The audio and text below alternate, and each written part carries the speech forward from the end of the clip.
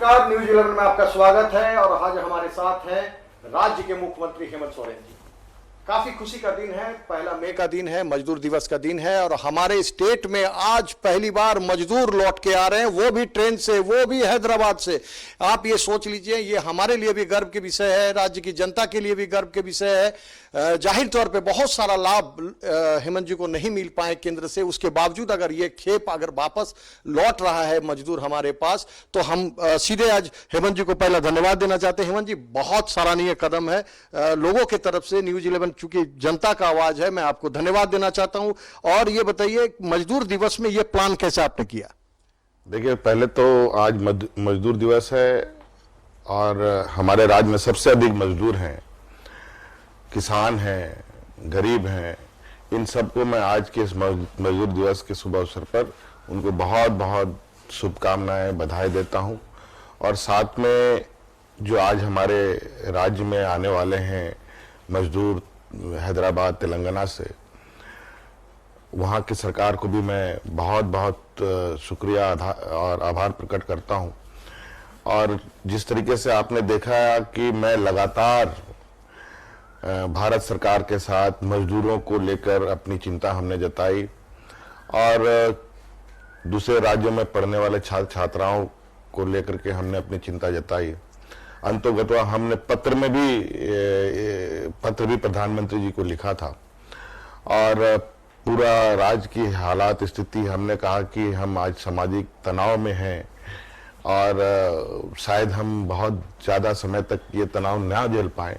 इसके लिए हम कोई ना कोई और विकल्प जरूर ढूंढेंगे अपने मजदूरों को लाने के लिए, अपने बच्चों को लाने के लिए। और ये अच्छा हुआ, भारत सरकार को भी मैं शुक्रिया अदा करूंगा कि उन्होंने हमारे आग्रह को स्वीकार किया और आज बहुत मतलब दूर दराज क्षेत्रों से लोग अपने अपने घरों की ओर निकल पड़े हैं, चल रहे हैं।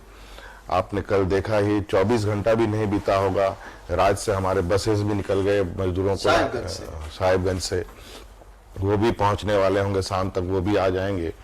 और इस तरीके से हमने कहा था कल भी आप लोगों को कि परसों जब हमें इसकी अनुमति मिली कि मजदूरों को, छात्र छात्राओं को लाने की प्रक्रिया पर भारत सरकार ने राज्यों को अधिकार दिया है और हमने कहा कि अब इंतजार नहीं होगा, आप बस गिनते जाइए, बसें गिनते जाइए, ट्रेन गिनते जाइए और जरूरत पड़ी तो हम अपने मजदूरों को हवाई जहाज से भी लाएंगे। ऐसी व्यवस्था हम करेंगे जरूर और अपने मजदूरों को हर हाल में लाएंगे। जो एक डाटा बैंक बना है मजदूरों का, करीबन 3 लाख के आसपास है, 4 लाख के आसपास है। तो कैसे रणनीति बनेगी आगे, कैसे लाया जाएगा? और जैसे आज 1100 लोग आ रहे हैं, उन्हें पहले तो डिस्ट्रिक्ट भेजा जाएगा, वहाँ क्वारंटाइन क्या प्लानिंग है आपकी पूरी? देखिए, हमारा बिल्कुल, मैं अभी तो मेरे पास वो आपके पास मैं दिखा नहीं पा रहा हूँ क्योंकि मैंने ऑफिस में रखा हुआ है।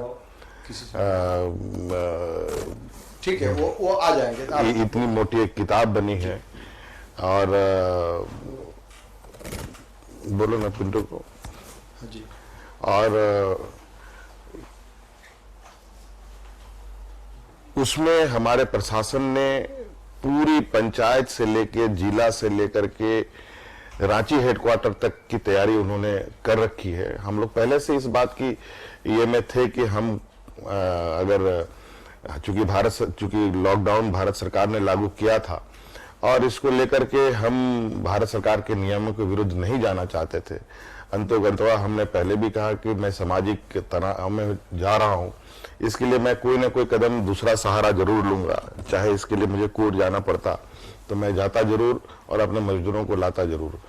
और ये संयोग से अब उसकी जरूरत नहीं पड़ी और जो मजदूर आएंगे उनके लिए भी हम लोगों ने पूरी तरीके से स्वागत, उनके लिए उनको कैसे स्वागत किया जाए उसकी भी तैयारी जिला स्तर पर। अभी मेरी खुद साहिबगंज के जिले उपायुक्त से बात हो रही थी कि लोग आ रहे हैं, लोग भूखे प्यासे आ रहे हैं, सबसे पहले उनको ला करके उनको भरपेट भोजन कराने का आप पहले इंतजाम कीजिए। उसके बाद अगर रात होती है तो रात में उनको सोने की व्यवस्था कीजिए और तदुपरांत जो भी स्वास्थ्य प्रक्रिया है उसके साथ उनको स्वास्थ्य व्यवस्था में जो उनकी ज़रूरतें हैं वो उनके साथ करके उनको घर जिनको जाना है उनको घर पहुंचाया जाए, जिनको हेडक्वार्टर में रखना है या सरकार के स्वास्थ्य केंद्रों में रखना है उनको स्वास्थ्य केंद्रों में रखें। इस तरीके के लगभग हम लोगों ने, चूंकि हम अपनी प्रक्रिया पर थे ही और ये आदेश जारी हुआ, ये नहीं कह सकते कि 100% का हम लोगों ने तैयारी कर ली है, लेकिन ये बात जरूर है कि 97% हम लोगों ने तैयारी कर ली है। हेमंत जी, जो लोग आएंगे अब इसके बाद, जैसे आज हैदराबाद से हो गया, अब कहाँ कहाँ का प्लानिंग है? जैसे कल आप कलकत्ता मजदूर को ले आए हैं साहिबगंज से, अब कुछ मजदूर गए भी है, कुछ मजदूर आए भी हैं, तो हमारे स्टेट से आना जाना सिलसिला एक शुरू हो चुका है और यह मजदूर दिवस के दिन हुआ है। आगे हम लोग कैसे प्लान करेंगे कि आगे जितने मजदूर आए वो नेक्स्ट जो आएंगे वो किधर से लाना चाहेंगे? अब लगातार आएंगे। अब आज भी प्लानिंग है लगभग 100-150 बसों को रात तक या कल सुबह तक ले जाने का। चूंकि बसेस भी हमारे यहाँ ऐसा कोई कॉरपोरेशन नहीं है जिसके वजह से बसें हमारे पास बहुत अधिक है, और हम चूंकि थोड़ा दूर दराज भी जाना है बसों को, तो हम लोग उन बसों को चयन कर रहे हैं जो कम नई बसें हों और जिनका रजिस्ट्रेशन कम से कम ऑल इंडिया परमिट। वो तो खैर वो हो जाएगा, उसकी कोई ये नहीं है, अंतर्राज्यों में हम लोग इसकी व्यवस्था कर लेंगे। लेकिन उन मतलब नई बसें हो, 10 साल 8 साल 7 साल पुरानी बसें, ऐसा ना हो कि बसें जाए और आधे रास्ते में कहीं खराब हो जाए। और हम लोगों ने ये भी कहा है कि जो भी बसेस जाए तो उसमें अब हम लोग जीपीएस सिस्टम भी लगाएं कि कहीं कोई समस्या हो तो हम लोग तुरंत ट्रैक कर सकें। ये भी हमने पदाधिकारियों को कहा है, जितना अधिक से अधिक सुरक्षा के साथ उनको हम ला पाए इसकी हम पूरी एहतियात बरत रहे हैं। अभी कहाँ से आएंगे? जैसे अब हैदराबाद से आएंगे, मुंबई दिल्ली का क्या प्लानिंग है? मुंबई दिल्ली की भी प्लानिंग हम लोग कर रहे हैं। हमारे पदाधिकारी, चूंकि अभी हमारी 3-3:30 बजे के बाद हमारी मीटिंग है, और अभी पहले फेज में हम लोग नियरेस्ट जो हमारे छत्तीसगढ़, उड़ीसा, यूपी, इन सब क्षेत्रों में जो हमारे मजदूर हैं उनको लाने की पहली ये की जाएगी। और उसके बाद दूर दराज की बात है, जो हमने पहले भी कहा है कि हमारे पास इतनी व्यवस्थाएं नहीं है कि हम बाहर से ला पाए, लेकिन इसके लिए अब चूंकि ट्रेनें भी अब ला रही हैं, तो इसको लेकर के हमारी पदाधिकारी इस बात के लिए अब कोटा की बात करें। पहले हमने कोटा में बस की व्यवस्था कर ली थी जी। और मैं आपको बता दूं अभी हमें वहां पर ट्रेन की व्यवस्था हो गई है, और वो कल तक लगभग बच्चे वहां से निकल चुके होंगे या फिर आज निकल जाएंगे बच्चे। देखिए, ये अभी तक की सबसे बड़ी खबर है। हम अगर ये कहें तो कोटा में फंसे जो बच्चे हैं, जो परिजन हैं उनके, जो माँ पिताजी हैं झारखंड में उनके रह रहे हैं, तो वो लगातार न्यूज़ 11 से फोन से हो चाहे वो वेबसाइट से वो ये संपर्क करना चाह रहे थे कि कोटा में जो उनके बच्चे फंसे हुए उनका क्या होगा। तो मुख्यमंत्री जी सीधे हमारे साथ जुड़े हुए हैं। और आपको हम बता दें, कोटा हमारे पदाधिकारी पहुंच चुके हैं। चलिए, एक और नई खबर है कि कोटा इनके अधिकारी पहुंच चुके हैं। वह बच्चे सारे अभी कुछ ही देर बाद वहां से या कुछ ही घंटों के बाद या एक आध दिन में कोटा से भी बच्चा। देखिए, एक बाप माँ का भी ये होता है कि उनका बेटा उनसे दूर है, तो ये प्लानिंग आपने कहाँ से की कि ये तो पूरी तरह एडवांस प्लानिंग है? हम लोगों ने सोचा भी नहीं था कि आप कोटा में आपने प्लानिंग भी कर दी। नहीं, अभी देखिए हमारे दिल्ली में आरसी बैठे हुए हैं और संयोग से वो राजस्थान के ही कैडर, राजस्थान से ही उनका मीना साहब है, उनको कल ही निर्देश दिया गया है। वो आज सुबह 6-5 बजे वो निकल चुके हैं और वो लोग पहुंच गए ही होंगे या पहुंच रहे होंगे, और वहां पर बच्चों के साथ तालमेल बनाकर प्रशासन के साथ, जो यहाँ से हमारे मुख्य सचिव जो कोऑर्डिनेशन कर रहे हैं, और शायद हमारे बच्चों को लाने के लिए हिमानी पांडे जी को जिम्मेवारी दी गई है उस राज्य की, उसके साथ कोऑर्डिनेट करके लोगों को, बच्चों को वहां से कैसे रेस्क्यू किया जाए। कितने बच्चे हैं अनुमान आपको कुछ? हमारे लिस्ट में जो हमें प्राप्त हुआ है लगभग 3000 से कुछ अधिक बच्चे हैं, 3100-3200 बच्चे हैं शायद, जैसा लग रहा है। और पहले तो बसों की बात हुई थी, लगभग 100-150 बसों की बात थी, और हम उसमें भी बहुत चिंतित थे कि इतनी लंबी दूरी बसों को लेके आना, और रास्ते में खाने पीने की भी व्यवस्था नहीं है, और एक डर भय का माहौल भी है। तो हम लोगों ने प्रयास किया तो पता चला कि नहीं, हमें वहाँ ट्रेन की भी सुविधा उपलब्ध हो सकती है।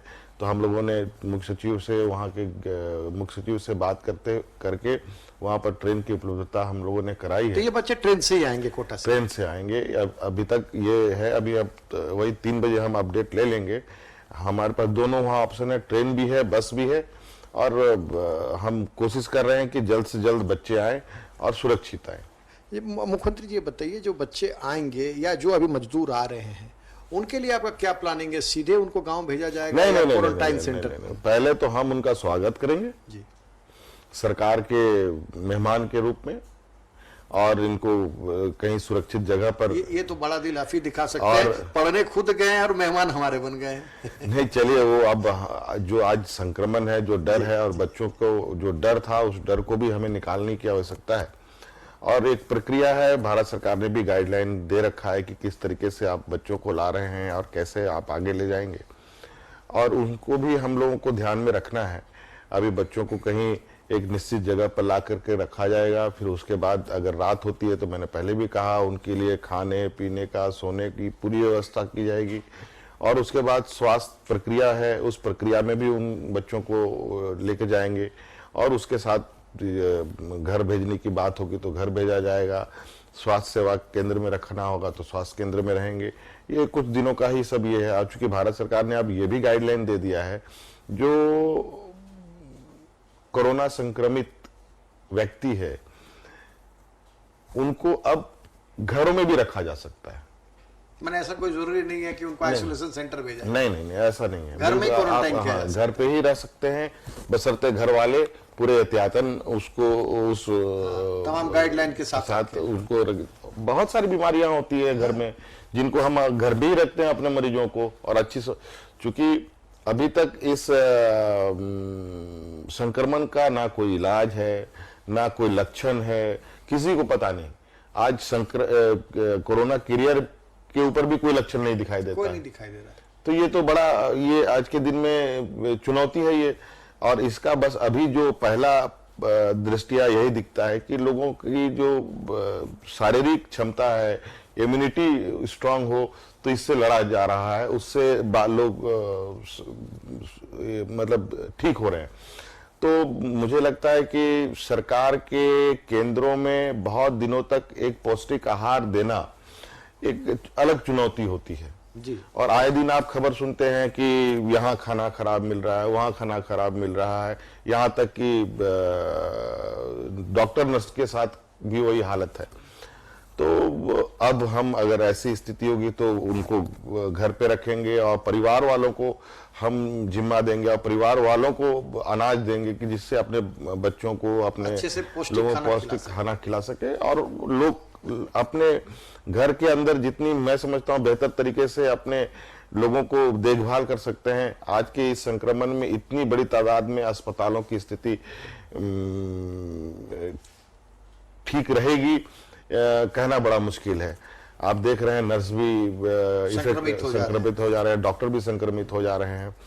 और ये चूंकि अस्पताल है तो अस्पताल में तो संक्रमण होना ही होना है। आप किसी नाई की दुकान में जाते हैं और नाई की दुकान में जाएं, बाल कटाएं और बाल का एक छींटा आपके कपड़े में ना लगे, ऐसा हो सकता है क्या? नहीं, ऐसा तो संभव ही नहीं। गैराज जाएं गाड़ी बनाने, थोड़ा सा ग्रीस और कालिक हाथ में या कपड़े में ना लगे, ऐसा होता है क्या? तो हॉस्पिटल में ये होना है। आज ये बहुत गौरव की बात है, आज देश की इतनी बड़ी बड़ी अस्पतालें हैं, इतने राज्य, हमारे राज्य में इतने प्राइवेट अस्पताल हैं, सब लोगों ने शटर गिरा दिया। ये गौरव का बात है। और गौरव की बात ये है कि ये लोगों ने शटर गिरा दिया और आज हमारी चरमराई हुई व्यवस्था, जिसको लोग हमेशा से एक हे दृष्टि से देखते हैं कि ये रिम्स है तो ये सरकारी अस्पताल है तो सदर अस्पताल है, यहाँ नहीं जाना है, आज पूरी डिपेंडेंसी आज हमारे सरकारी व्यवस्था पर है। और हमें ये गौरव महसूस हो रहा है कि आज हमारे वो नर्स, वो डॉक्टर, वो एनएम, वो जीएनएम और वो टेक्नीशियन जो संक्रमण झेलते हुए लोगों का आज इलाज कर रहे हैं। मुख्यमंत्री जी, ये बताइए, ये तो सारे लोग, मैं भी परसों रात को एक आपके एसएसपी को फ़ोन करके, डीसी को फ़ोन करके एक गर्भवती महिला का डोरंडा में भर्ती कराया और उनका आज नाती हुआ है, कल नाती हुआ है शायद। उन्होंने मुझे फ़ोन से बधाई दिया है। सभी लोग अपने अपने जिम्मेवारी निभा रहे हैं, लेकिन जो डॉक्टर्स हैं, जो प्राइवेट नर्सिंग होम हैं और जो बड़े बड़े दावे करते थे 24/7 ये वो फलाना ढिमका, उनके ऊपर आगे सरकार कोई कार्रवाई करेगी कि नहीं करेगी? देखिए, इस पर हम लोगों ने मीटिंग ली थी और हमने कहा है प्राइवेट अस्पतालों को, आप लोग अपने अस्पताल खोलें और लोगों का उपचार करें। ऐसा नहीं चलेगा। सरकार चाहे तो ऐसे स्थिति में अगर ये सरकार अस्पतालें बंद होती है तो कार्रवाई करने का भी अधिकार सरकार को है, लेकिन अभी उन सब चीज़ों से हम थोड़ा अपना ध्यान उन पर नहीं ले जाते हैं। बाकायदा उन चीज़ों को चलाने पर हमारा ज़्यादा जोर है और उन लोगों ने आश्वासन भी दिया है, अगर कोई कोरोना पॉजिटिव है तो आप टेस्ट करके उन लोगों का इलाज करना शुरू कीजिए, क्या दिक्कत है? आप उनका टेस्ट कीजिए, टेस्ट करवाइए और उसके बाद आप इलाज शुरू कीजिए। तो ऐसा पूरी लॉकडाउन करना चाहिए। हमें लग रहा है कि सरकारी गैर सरकारी अस्पताल भी लॉकडाउन के करीब है, कोई दूसरा पेशेंट को नहीं ले पा रहे हैं। आपके घर से बगल में जो बड़े बड़े हॉस्पिटल है वो भी नहीं ले रहे। तो क्या उनकी एक नैतिक जिम्मेदारी नहीं है कि ठीक है भाई, मैं कोरोना अगर पेशेंट हो गया हूं तो मेरे जांच कराया जाए, मुझे रिम्स भेजा जाए, बाकी अगर मेरे पेट में दर्द है या पैर में पैर बिल्कुल इसके लिए निर्देश दिया जा चुका है, लेकिन पालन नहीं हो रहा है। नहीं, अब हम लोग उसको भी, अब चूंकि बड़े पैमाने पर मजदूर आएंगे और आना शुरू कर दिए हैं, अगर इस तरीके की लापरवाही अगर किसी प्राइवेट अस्पतालों से देखी जाएगी तो निश्चित रूप से इस पर हम कड़ा एक्शन लेंगे, इस पर कोई कोताही हम नहीं बरतेंगे। मुख्यमंत्री जी, और एक महत्वपूर्ण सवाल है कि जो कुछ समय में ये आता है, जो हम लोग डॉक्टर को भगवान कहते हैं, डॉक्टर पे सही में अटैक कई जगह हुआ है। हमारे स्टेट में ऐसा अभी तक कोई प्रतीत नहीं हुआ है। तो आप क्या डॉक्टर के जो डॉक्टर लोग हैं जो कि घर से भी चिकित्सा दे सकते हैं ऑनलाइन, उनसे कोई आप ये करेंगे, अपील करेंगे कि भाई ऑनलाइन ही शुरू करें? बिल्कुल ऑनलाइन होना चाहिए। उनको अपना भी एक व्यवस्था तैयार करना चाहिए, कम से कम लोगों को हम देख पाए, या मौखिक रूप से फोन के माध्यम से, ऑनलाइन के माध्यम से लोगों को हम एक सलाह मतलब दे सकें। कम से कम फिजिशियन तो दे ही सकता है जी, फिजिशियन तो दे ही सकता है। भले किसी की टांगे टूट गई तो टांगे तो टूट के फोन पे तो नहीं हो सकता है, तो उसके लिए तो अस्पताल ही जाना पड़ेगा। ये व्यवस्था लोग अपने स्तर से शुरू कर सकते हैं। आप देखिए जैसे कि प्राइवेट स्कूलें हैं, प्राइवेट स्कूल, सरकारी स्कूल की मैं बात नहीं कर रहा हूं, उसमें थोड़ा भी प्रक्रिया है, चल ही रहा है। प्राइवेट स्कूलों ने अभी ऑनलाइन क्लासेस शुरू कर दी है। मतलब ये जरूरी है, उनको पता है कि इसकी आवश्यकता है, तो उन लोगों ने अपने माध्यम से कई ऐप बनाए हैं, कई तरीके के इन लोगों ने सॉफ्टवेयर डेवलप करके चीज़ों को शुरू किया है। हमारे बच्चे भी अभी ऑनलाइन पढ़ाई कर रहे हैं। तो आज प्राइवेट अस्पतालों को भी ये काम करना चाहिए, और चूंकि ये इनके पास जाते हैं तो उनका फीस भी अधिक होता है, तो भाई आप थोड़ा, अगर आप सेवा भाव से हमको लगता है कि आज लोगों को स्वास्थ्य को लेकर के लोग जमीन बेच देते हैं, जानवर बेच देते हैं, खेत बेच देते हैं, घर गिरवी रख देते हैं, फिर भी इलाज कराते हैं। कम से कम इस संक्रमण में अगर आपको लगता है कि पैसा ही कमाना सबसे बड़ी बात है, तो आप कम से कम 5 रुपया बढ़ा करके ये सुविधा उपलब्ध कर दीजिए। लोग तैयार हैं, पैसा ही भगवान है। तो हाँ, इसके लिए कोई टीम गठन करेंगे, अगर इस तरह शिकायत कोषांग कुछ बनाएंगे, क्योंकि लोग अब परेशान हैं डॉक्टरों से। नहीं, अभी हम लोग बहुत जल्द, मैंने कहा कि अभी हमारी 3-4 बजे से हमारी मीटिंग भी है, हमारे ग्रुप ऑफ मिनिस्टर्स का मीटिंग भी है, उसके पदाधिकारियों के साथ मैं अपने मुख्य सचिव के साथ बात करूंगा। लगातार फोन पर हम लोग लगे हुए हैं कि क्या क्या व्यवस्था हो, ऐसे हो ऐसे हो, लगातार डायरेक्शन चल रहे हैं और हर पल एक नई चीजें जुड़ रही हैं। और इसमें हम लोगों ने पहले भी एक मीटिंग ली थी, तो वहाँ पर डॉक्टरों ने कहा कि IMA के साथ बैठ करके इस पर हम लोग चर्चा करेंगे और खोलने का काम करेंगे। देखिए, एक जनता से जुड़ा हुआ सवाल मैं आपसे और पूछ लेता हूँ। जनता ये फ़ोन करती है कि भाई साहब ये बताइए, मेरे परिवार जमशेदपुर, रांची में फंसे हुए हैं, हमें जमशेदपुर जाना है, अपने गाड़ी से ही जाना है, तो उसके लिए सरकार क्या व्यवस्था कर रही है? ऐसे छोटे छोटे जगह में लोग फंस गए हैं। बिल्कुल आसान है, कहीं कोई दिक्कत नहीं है।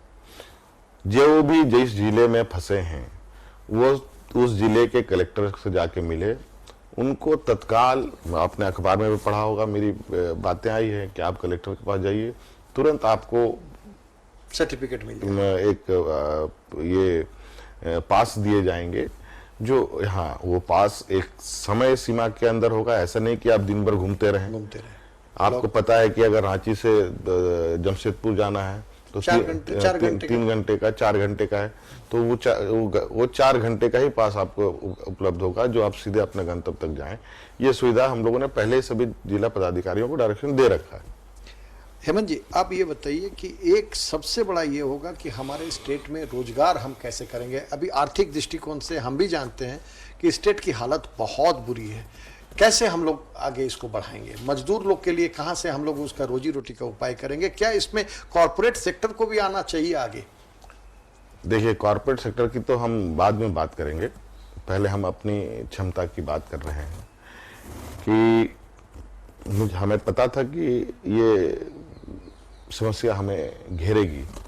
हम लगातार पहले भी ये कह रहे थे कि चुनौती हमारी तब बढ़ेगी जब मजदूर हमारे पास आएंगे वापस। उनको अनाज देना, उनको भूख से बचाना और साथ में उनको रोजगार देना जी।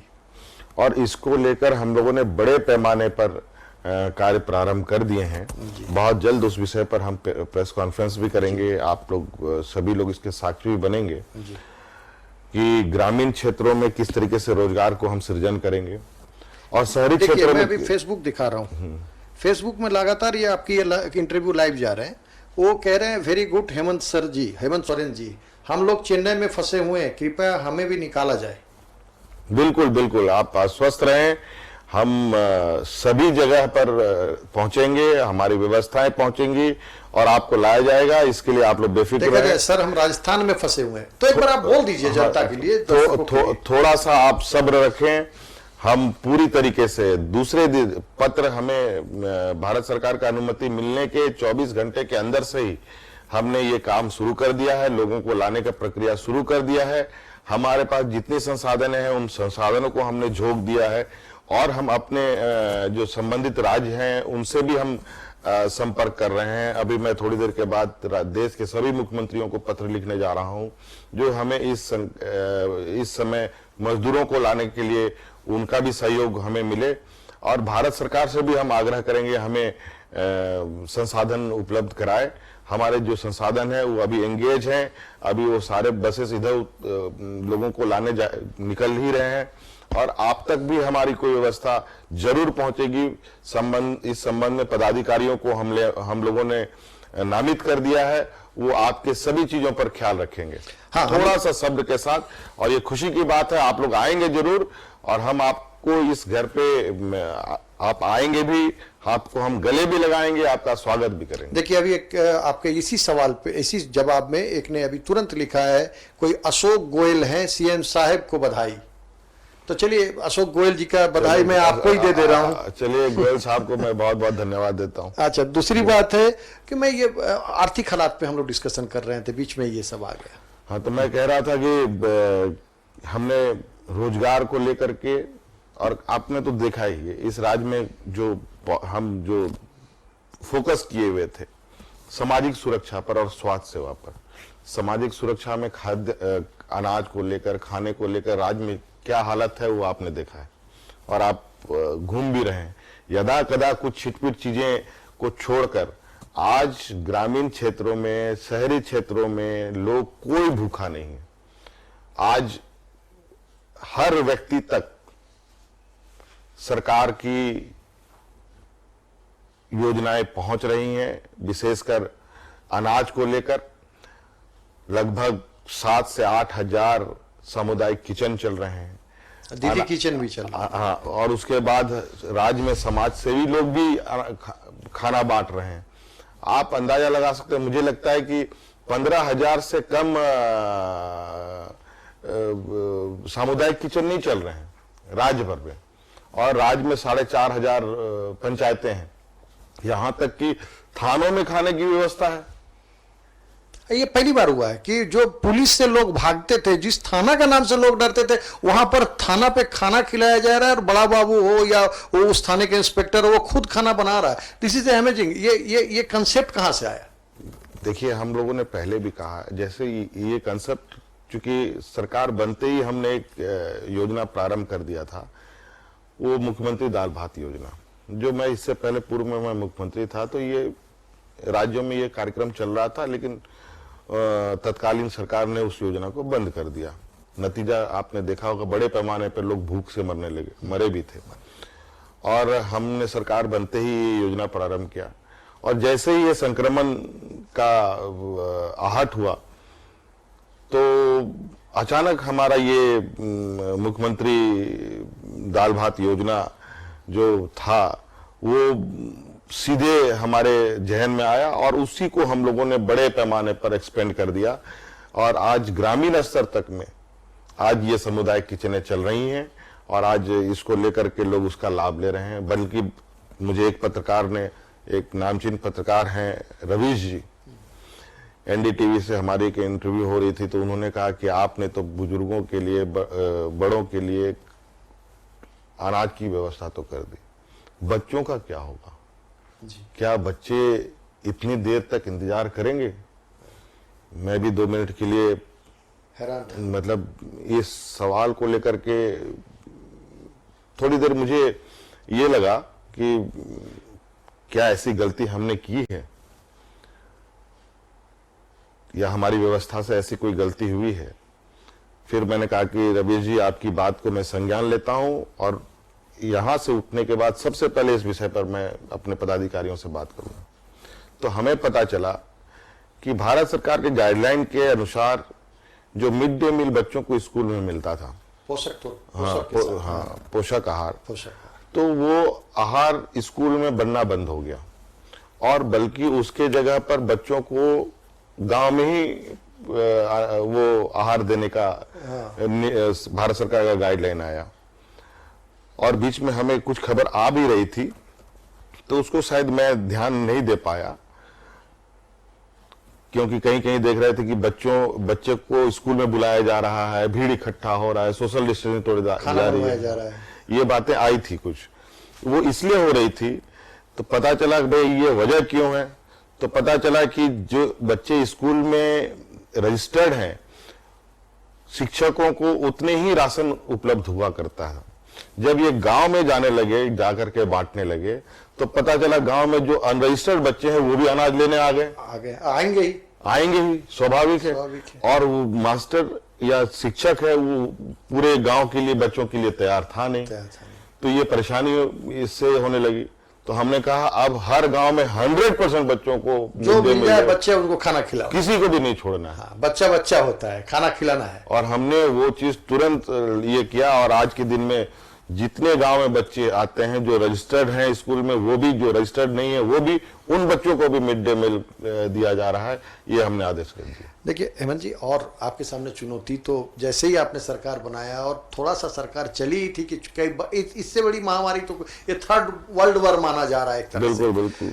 आप ये बताइए कि हमारे जो कॉरपोरेट घराने झारखंड में हैं, चाहे वो रुंगटा हो, चाहे वो टाटा हो, चाहे वो जिंदल हो, तमाम, इनकी क्या भूमिका आप देखते हैं कि हमारे झारखंड में तो भाई इन लोगों ने झारखंड को ही लेके ये आगे बढ़े हैं और वर्ल्ड में नाम है इनका।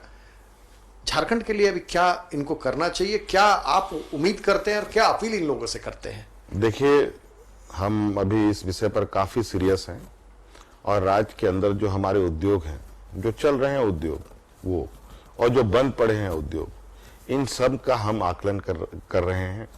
और हम देखेंगे, इस बार हमने पहले भी कहा है कि अब रोजगार को लेकर कंपनियों में 75% लोगों को स्थानीय लेना है।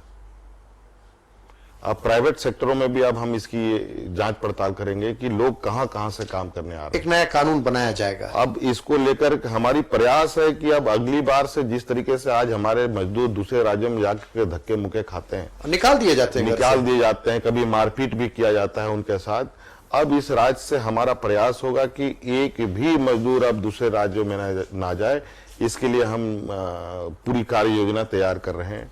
तत्काल रिलीफ के लिए जो मजदूर आ रहे हैं, हमने ग्रामीण क्षेत्रों के लिए बहुत बृहद योजना बनाई है, शहरी क्षेत्रों के लिए एक अलग योजना बृहद बनाई है। और इसको लेकर आप देखेंगे, अभी हम पहले तो संक्रमण का एक आकलन करेंगे कि संक्रमण की स्थिति किस ओर जा रही है। उसके बाद जब हम ये रोजगार को हम खोलेंगे तो मुझे बिल्कुल उम्मीद ही नहीं, पूरा भरोसा है कि इस राज्य के लोग अब दूसरे राज्यों में काम करने नहीं जाएंगे। नहीं हेमंत जी, हमारा स्पेसिफिक सवाल ये था कि इनको, इनके जो प्राइवेट जो बड़े कंपनीज हैं, इनको आप कैसे बांधेंगे कि भाई हमारा 70% लोग हमारे स्टेट के होने चाहिए, क्योंकि स्टेट का आयरन और स्टेट का कोयला, स्टेट का बिजली, स्टेट का सारा कुछ। बिल्कुल बिल्कुल, बांधना क्या है, उनको बंधना पड़ेगा, कानून लाएंगे आप। और अब ये सुनिश्चित करना पड़ेगा, क्योंकि यहाँ बहुत सारे जो फैक्ट्रियां हैं, पीएसयूज हैं, भारत सरकार अधीन चलने वाले, जैसे बोकारो स्टील प्लांट है, कोल इंडिया है, डीवीसी है, वगैरह वगैरह सब। हम इन सभी का आकलन करेंगे और केंद्र सरकार के साथ भी इसका हम हिस्सेदारी मांगेंगे। योजना जो टैक्स पैसे की तो हिस्सेदारी जो है ही, अब रोजगार की भी हिस्सेदारी हम लेंगे। अब इसमें कोई कोताही नहीं कि हमारे राज्य के लोग जिन्होंने जमीन दी है, जो विस्थापित हुए हैं और जिनके खेत से कोयला निकल रहा है, जिनके घरों के नीचे से खनिज संपदा निकल रहा है, अगर वो लोग बेरोजगार और दिल्ली में जाके दूसरे के घर में काम कर रहे हैं, वो ये बिल्कुल आप थोड़ा इंतजार कीजिए। हम इस कोरोना से बाहर निकलेंगे तो आपको पता चलेगा ये राज्य एक नए राज्य के रूप में खिल के ऊपर आएगा, जो इसकी आंतरिक क्षमता है, जो इसके अंदर उसको निखारा जाएगा। वो किस तरीके से बाहर आएगा वो हम आपको समय पर बताएंगे। एक और, जिस राज्य की संसाधनों से दूसरा राज्य जगमगाता हो और वो राज्य अंधेरा हो, ये अब आगे बर्दाश्त नहीं होगा। एक महत्वपूर्ण सवाल है, जो छोटे स्मॉल इंडस्ट्री है, जैसे कि आप रांची के इर्द गिर्द देख लें, धनबाद में जितने हाटकोक भट्टे हैं उनको देख लें, क्योंकि आपका देखा हुआ है सब कुछ, आपको कुछ सिखाना नहीं है। जमशेदपुर के जो टाटा से थोड़ा सा हट के जो गमरिया का क्षेत्र है, सारे इंडस्ट्रीज का हालत बहुत ख़राब है। इसके लिए क्या रिवाइवल पैकेज हम लोग ला सकते हैं? क्या सरकार ऐसा कुछ कर सकता है कि छोटे छोटे फैक्ट्रीज को जिंदा किया जाए और जिंदा करके उसमें भी कुछ लोगों को इन्वॉल्व किया जाए? देखिए, जहां तक पैकेज की बात है, सरकार के पास संसाधनों का वैसे भी अपना मतलब आर्थिक ये का काफी अभाव है। लेकिन बिल्कुल ये बात हम वर्क प्लान करेंगे, राज्य के स्तर की जो रियायतें हैं वो हम कितना दे पाते हैं, क्योंकि जीएसटी लागू होने के बाद पूरी शक्ति समझिए कि आर्थिक रीढ़ की हड्डी जो होती है सरकार की, वो केंद्र सरकार ने रख ली है। सबसे मतलब इंटरेस्टिंग सब्जेक्ट तो यहाँ ही है। और कर में छूट देना, कर बढ़ाना, ये सारी चीजें अब केंद्र पर ही निर्भर है। हम इस विषय पर हमें कुछ होमवर्क करना पड़ेगा केंद्र सरकार के साथ कि आखिर लॉकडाउन खोल देने के मतलब ये नहीं कि खुल गया, इसके अंदर आज उत्पन्न हुई समस्याओं को भी समाधान करना है। आज किसी के पास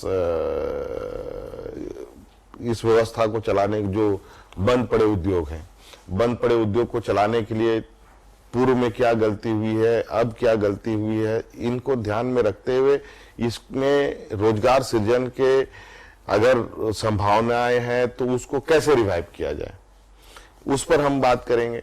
अभी कई ऐसे कंपनी भारत सरकार ने किए हैं, जो कंपनी दिवालिया हुआ पर था, वो नीलामी में चला गया, लोगों ने नीलामी में खरीद करके फिर उसी कंपनी पर बैंकों ने लोन भी दिया। हजारों ऐसी कंपनियां केंद्र सरकार ने की। तो आज रोजगार सृजन को लेकर के हमारे पास जो इंस्टलरीज हैं, जो यूनिट्स हैं, छोटे बड़े यूनिट्स हैं, मैं समझता हूं कि ये राज्य में इतनी यूनिट है, अगर हम इन यूनिटों को अगर सभी की चिमनी से धुआं निकलने लगे तो एक भी मजदूर बाहर नहीं जाएगा, बल्कि बाहर से लोगों को मजदूरी करने के लिए आना पड़ेगा। जी, ये और क्या आप हमसे भी कई इंडस्ट्रीज के लोगों से बात हो रही थी, जैसे Singhbhum chamber of commerce, Jamshedpur chamber of commerce, Dhanbad chamber, क्या ये कोरोना महामारी के बाद एक बार आप उन लोगों के साथ बैठ के एक कोई विजन प्लान करेंगे कि नहीं, बिल्कुल, वो हमारे राज्य के विकास के कड़ी के एक अहम भूमिका के रूप में है। आज उनको तो निश्चित रूप से सरकार को उनको तो संज्ञान में लेना ही है। हम अभी उनकी कुछ कई मैसेजेस हमारे पास आते हैं चैम्बर ऑफ कॉमर्स वगैरह के, तो उनकी भी यही थी कि हमें इसमें रियायत दी जाए, हमें उसमें रियायत दी जाए, कुछ चीजें ऐसी इस तरह की, कोई बिजली की छूट हो या इसकी छूट, इस तरह की बातें हम लोग भी आपस में बात करते हैं। अभी तो ये स्थिति है, नंगा निचोड़ेगा क्या, खाएगा क्या वाला हालत है। हाँ। अभी तो थोड़ा सा हमें स्थिर होने की आवश्यकता है, और हम इसको लेकर के केंद्र सरकार के साथ जरूर बैठेंगे और 1 to 1 इस विषय पर हम लोग बात करेंगे। मैं और एक दो चीज़ और पूछ लेना चाहता हूँ, क्योंकि फुर्सत से मिल गया हूँ आज। ये बताइए आप हमें, जो कोरोना जांच हो रहा है उसकी अचानक कोरोना जांच में तेजी आई है। लोगों को लग रहा था कि भाई रांची में 1 आ गया है, कहे कि जांच ही हो रहा है 10। अब रांची में एक दिन में जब 17 या 10 आ जा रहे हैं तो लोग भयभीत हो जा रहे हैं। तो हम ही लोग को चैनल के माध्यम से चलाना पड़ रहा है, भाई 800 जांच में 7 आए हैं। क्या लॉकडाउन खुलने के बाद हम लोग रांची में, या जो हॉटस्पॉट इलाका आपके है? मैं आपको बता दूं अरूप जी, मैं आम नागरिकों को भी अपील कर रहा हूं कि नंबर या गिनती बढ़ने से आप घबराइए मत। इससे घबराने की जरूरत नहीं है, बल्कि सतर्क रहने की जरूरत है। हम अधिक से अधिक संख्या अगर हमारे ई में आता है, मेरी प्रयास है कि हर व्यक्ति की जांच हो, हर एक व्यक्ति की जांच हो, और जितनी संख्या बल आती है इससे हमें ये अंदाजा मिलेगा, और इससे हम ये आने वाला समय में ये प्लानिंग कर पाएंगे कि हमें इस संक्रमण से कैसे लड़ना है। हमें पता ही नहीं है कि संक्रमित लोग कितने हैं, तो हम आगे प्लानिंग करेंगे 10 आदमी का, निकलेगा 200 आदमी।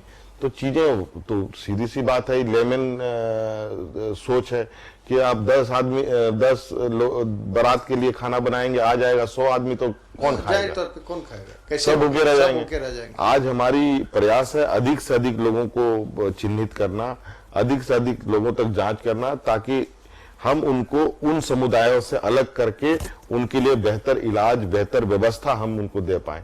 नहीं तो पता चल रहा है कि हम आप सब कोरोना कैरियर हैं और हम फैलाते जा रहे हैं पूरे, और हम कह रहे हैं कि भाई हम संख्या तो निकल नहीं रही है। हाँ, हम एंजॉय कर रहे हैं, कैरियर है, हम ही बोल रहे हैं संख्या निकल नहीं रही है। ये तो अजीब बात है।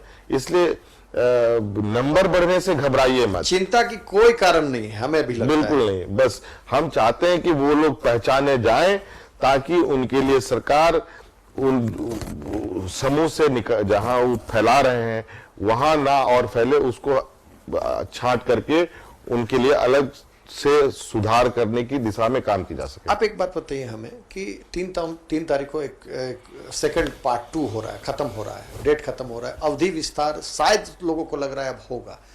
हेमंत सोरेन क्या करेंगे, राज्य के मुख्यमंत्री क्या करेंगे? इस राज्य को लॉकडाउन में रखेंगे या कुछ रियायतें भी देंगे? नहीं, देखिए, इसको लेकर के हम लोग, केंद्र सरकार लॉकडाउन को बढ़ाती है और इसी बीच हमारे सारे मजदूर आ जाते हैं, तो बहुत चिंता करने की जरूरत नहीं है। उसका एक वर्क प्लान हम लोग तय करेंगे, जहां रेड जोन होगा, ग्रीन जोन होगा, ऑरेंज जोन होगा। जहां संक्रमित पाए जाएंगे उसको कंटेनमेंट एरिया मानकर वहां पर जो जांच की प्रक्रिया है तेजी की जाएगी, अधिक से अधिक लोगों को पहचान की जाएगी, और इस तरीके से उसकी एक हेल्थ प्रोग्राम एक ये बना है, उसके तहत चीजों को हम लोग लेकर के आगे बढ़ेंगे। जैसे अभी हिंद पीढ़ी की बात है, हिंद पीढ़ी आज पूरी तरीके से लॉकडाउन है, ताकि वहां पर जांच की प्रक्रिया पूरी हो सके, और पूरी ही नहीं हो सके वहां से ये भी बातें आनी जरूरी है कि लोग ठीक भी हो रहे हैं, ताकि हम आश्वस्त हो सके कि नहीं, अब दिशा सही दिशा की, और हम लोगों ने एक रूट बनाया है वो रूट पर चीजें आगे बढ़ रही हैं। मुख्यमंत्री जी, जब आपने अचानक अखबार में या ट्विटर में फेसबुक में ये चलने लगा कि कुछ एक खास समुदाय को हिंदपीढ़ी के ड्यूटी में लगाया गया है, हम लोगों भी नहीं देखा उस समय, आपको मैं इंटरव्यू में बोला भी था, लेकिन जब आप सीआरपीएफ आपने उतारा तब किसी ने इस बात को ट्विटर में नहीं डाला कि भाई सीआरपीएफ उतारा गया। तो ये जो राजनीति हो रही है अभी कोरोना को लेकर, कितना पसंद करते हैं और क्या उन राजनेताओं को आपको क्या संदेश है कि भाई कम से कम कोरोना को तो बख्श दो? देखिए, अब मैं अभी विशेष रूप से राजनीति करने के बिल्कुल मूड में नहीं हूँ जी साहब। मैं बिल्कुल आज इस आपदा से लड़ने के लिए ही मेरी अधिक ताकत उसी में जा रही है। और ये बातें आती है, लेकिन ये बातें मैं एक कान से सुनता हूँ, दूसरे कान से निकाल देता हूँ, क्योंकि मुझे पता है कि आज जो जिम्मेवारी है मेरे ऊपर, वो मुझे किस तरीके से निर्वहन करना है।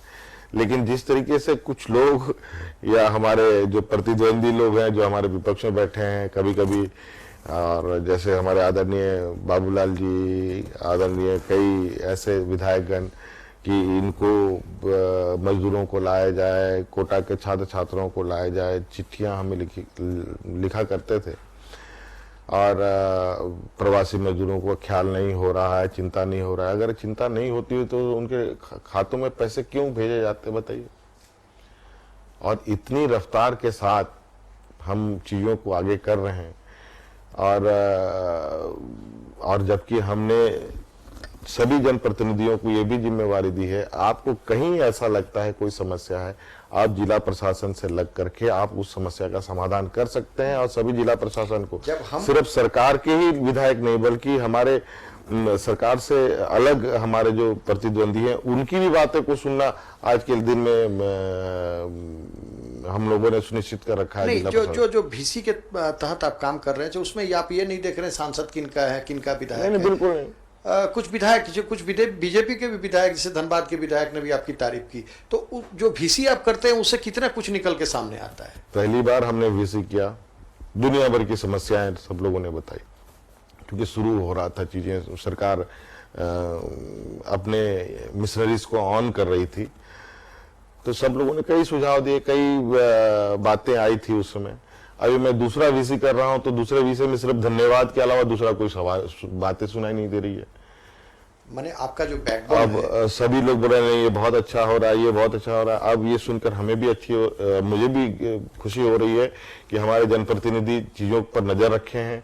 और आज बहुत अभी पलामू हुआ, कोल्हान हुआ, सिंहभूम हुआ, इन सब क्षेत्रों से हमारी वीडियो कॉन्फ्रेंसिंग हुई। बिल्कुल बहुत ही लोगों ने सराहा है चीजों को, और कुछ चीजें छिटपिट बातें हैं, सो मैंने कहा कि तो उनको मैंने कहा कि वो सारे आदेश निर्गत हो चुके हैं।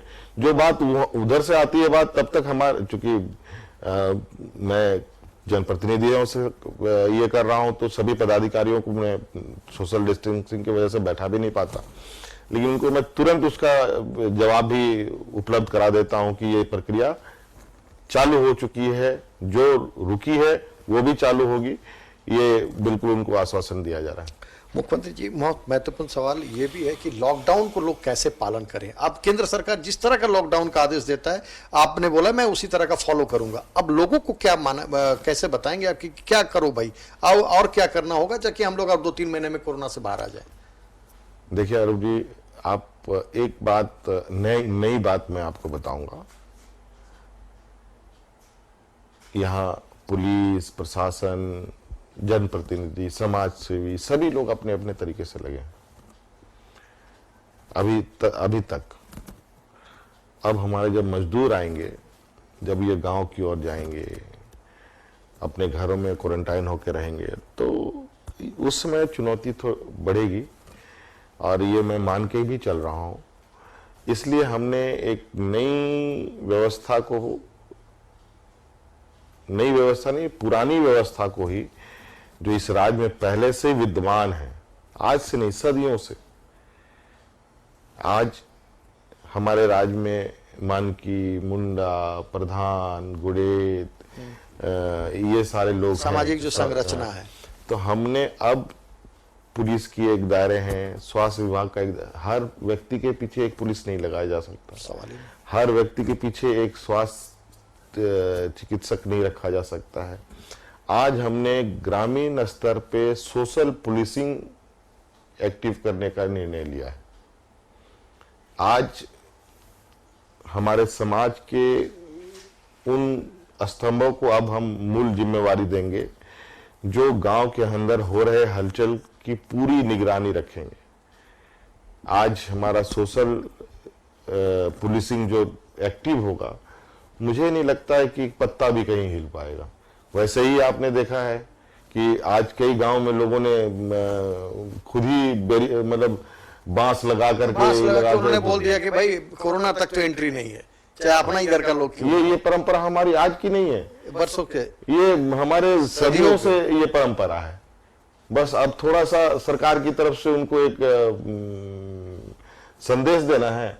अब देखिएगा कल से वहां सब लोग कैसे व्यवहार में आएंगे, और उन्हीं की जिम्मेवारी भी हम लोग सुनिश्चित करेंगे कि हमारे वो जो संक्रमित भाई हैं वो भी हमारे भाई हैं, वो हमारे बच्चे हैं, हमारे उनको जल्दी जल्दी ठीक जो भी उनको ठीक करने का भी वो लोग उनके पास उपाय है। मुख्यमंत्री जी, इधर हम लोगों ने खबर दिखाया था, सरकार ने बड़ा त्वरित कार्रवाई किया, आपको झारखंड की जनता बहुत बहुत बधाई दिया था। जमशेदपुर में एक होटल में कुछ कांड हुआ था, जनता ने आपको बहुत ज्यादा, चूंकि प्रशासन कभी इस तरह का मूड में नहीं आया कि इतना जल्दी जल्दी कार्रवाई की जाए, तो इसके पीछे क्या आपके अधिकारियों को मानते हैं, या जो भी आप काम कर रहे हैं आज के डेट, जो कोटा चले गए, आपके लोग अब कोटा से वापस आ रहे हैं, मजदूर आ रहे हैं, आपके पीछे जो टीम है, चाहे वो मुख्य सचिव हो, चाहे वो डीजीपी हो, चाहे आपके प्रधान सचिव हो, तो ये टीम को कितना श्रेय देते हैं आप? अब श्रेय तो जाता है उनका, मतलब 100% जाता है। ये बात जरूर है कि एक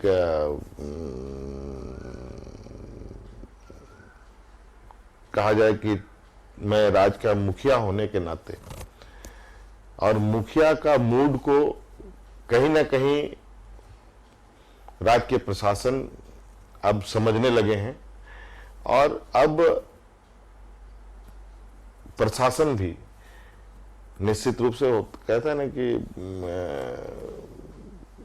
जैसे आप देखते होंगे, जैसे राजा वैसा नहीं, जैसे शेर को भी कभी कभी काबू किया जाता है टाइप वाला। जैसे अब इन लोग को पता है कि हमें मेरी जो जिम्मेवारी है, अब जिम्मेवारी को अब चूंकि अब मैंने पदाधिकारियों को बिल्कुल स्वतंत्र रूप से, देखिए ये सवाल पूछते ही सब सुपर लिखना शुरू कर दिया। हमने सभी पदाधिकारियों को स्वतंत्र रूप से काम करने के लिए कहा है। इसमें किसी तरीके का कोई सरकार की तरफ से प्रेशर, कोई प्रेशर या कोई बाधा नहीं आएगा।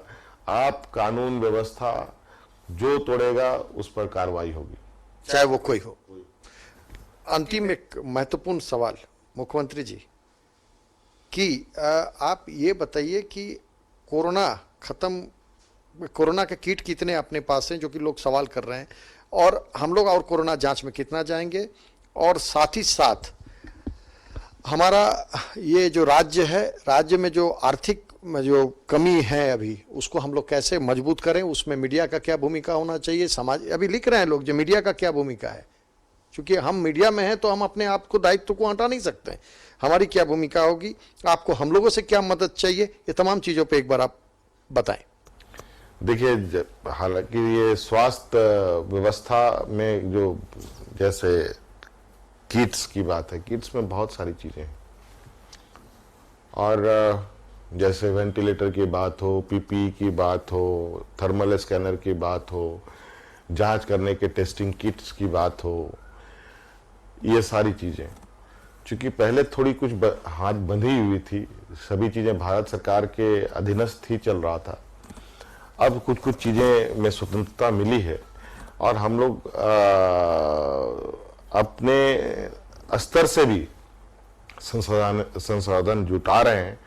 अभी सरकार तो कर ही रही है। अब आप देखेंगे कुछ दिनों के बाद हमने भी कई लोगों को, कई बड़े व्यवसाय समूह से आग्रह करके CSR के माध्यम से मदद करने की कही है। हमने कहा कि हमें पैसे की आवश्यकता नहीं है, हमें सामानों की व्यवस्था, वो भी चीजें अभी लोग देंगे, और हमको लगता है हमारे लिए संसाधन अभी तक जितना पर्याप्त अभी तत्काल होनी चाहिए उतनी हमारे पास पर्याप्त है। अभी हम एक मतलब कह सकते हैं कि एक कुशन है हमारे पास। जैसे ही हमें लगेगा कि इस कुशन से काम नहीं चलेगा, तुरंत हम लोग चीजों को और बढ़ा लेंगे। एक सवाल ये भी आया कि मुख्यमंत्री जी, लॉकडाउन ग्रामीण क्षेत्र में खुल गए हैं, लोग घर बनाना शुरू कर दिए, और ये बड़े मंजिल भी बनाया जा रहा है, जो भी सरकारी काम है भवन निर्माण का वो रुका हुआ है, इसलिए कि बालू को आप खान मंत्री आप हैं। मैं आपको एक और बात बता देता हूँ, जो मैंने निर्णय अभी सरकारी तौर पर आदेश नहीं दिया है, लेकिन मैं न्यूज़ 11 को पहले देने जा रहा हूं कि अब इस राज्य में बालू को फ्री कर दिया जाएगा।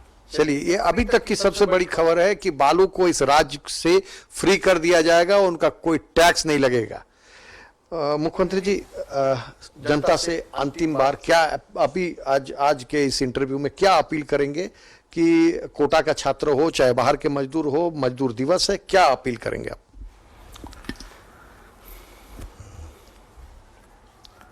थोड़ा गम भी है, थोड़ा खुशी भी है। आज मजदूर ही नहीं को लाना नहीं है, छात्र छात्राओं को भी सिर्फ नहीं लाना है। भगवान ना करे हमें कोरोना को भी लाना पड़े, इसके लिए सचेत रहना पड़ेगा। इसके लिए हम सब सचेत रहें और सरकार के निर्देशों का हम पालन करें, इसी में हम लोगों की सुरक्षा है। ये है झारखंड के मुख्यमंत्री हेमंत सोरेन जी। काफी लंबा हमसे उन्होंने बातचीत की। Studio, over to you.